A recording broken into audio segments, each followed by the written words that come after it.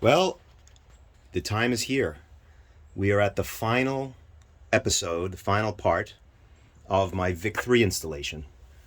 Please feel free to look in the comments for all the parts. But it is now, I believe, I can say confidently, this VIC-3 installation is now done.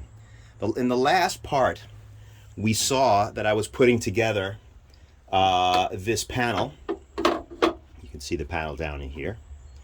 And with the VIC-3 control, I'm sorry, keep calling it that, it's cruise station, and this speaker from McDowell Research.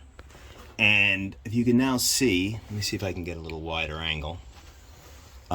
This is now the operating position for the rear of the truck. You'll notice a little portable air conditioner, very convenient these days.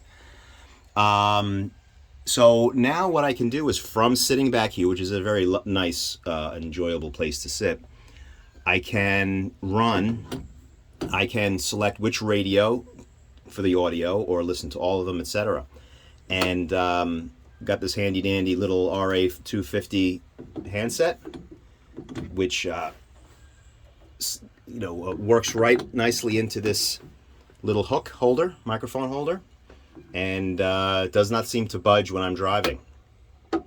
So let's see how this works. So I've got this on radio C, which is, let me go back to radio C, which is my SingGuard setup, the VRC 90, set to 51. I'm not going to bother transmitting, but I'm just going to move this from squelch on to squelch off, and we should hear, and also watch for this yellow light indicating activity.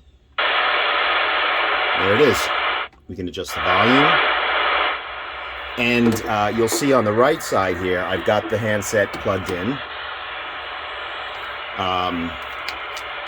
And I'm a little caught up. And I can control the volume of the handset separately. Very convenient. And of course I can transmit. This is W2HX. This is W2HX transmitting on 51 megahertz. So yeah, very convenient. Now my other radios happen not to be installed at the moment but as I switch to different radios here, or listen to all of them simultaneously, just a very convenient way to operate back here. Again, the benefit of this is I don't need a speaker. Let me turn this off. And by the way, I can also turn it off here. You can hear the handset still going. Or I can turn it off here. The benefit of this whole system is I don't need to have separate speakers, separate microphones dangling all over the place. It's very convenient. All the audio in and out goes through this one system, and it's the same system on the front, the two front passengers, the passenger and driver seat, as well as the back here. And if I really wanted to, in a pinch, for emergencies or just fun, all three people, the two in the front and the one in the rear, could be operating simultaneously different radios. So one could be on 51, one can be on VHF or UHF, and one could be on HF. Yeah, very enjoyable. So anyway, that is it. So this is a short one today, but I wanted to show. Oh, actually, I should show you one other thing here. So how did this get mounted? So it was quite difficult.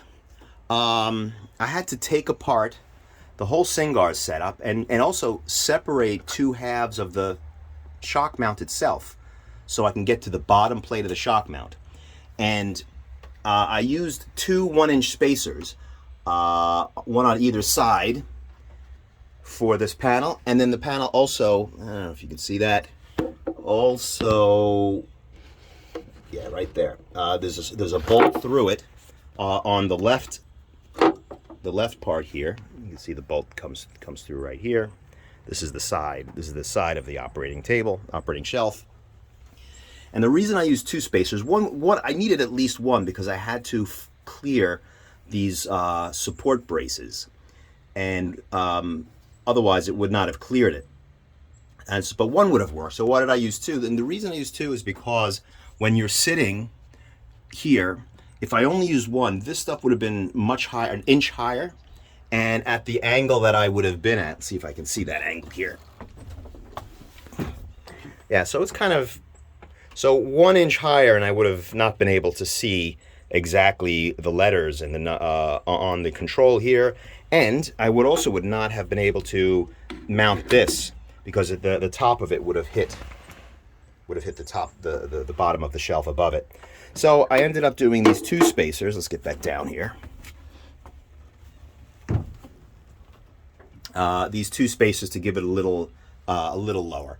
And I'm really pleased with how this came out. It's what I was always concerned about. One of the things I was concerned about was the rigidity of this. But because I've got the one in the side, I mean, I was just worried about these spacers, maybe in a giant, 75 millimeter bolt in length, that it would somehow, be flopping around. But it is not. It is nice and sturdy. I will mention that there is nothing on this right side. And that's kind of why I was worried. Here's the bottom of it.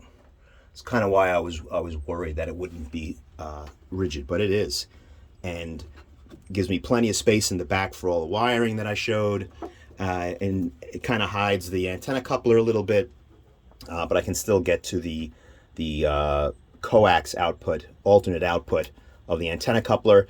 Nothing's hitting the antenna coupler, so it's not going to vibrate or do anything. So anyway, now I'm ready. I'm ready to say this is done. Thanks for watching this whole series on the VIC-3 system installation. I will ultimately make this I think I'm going to make this a playlist. Not sure. So that's it. Have a very good time. Please think about subscribing.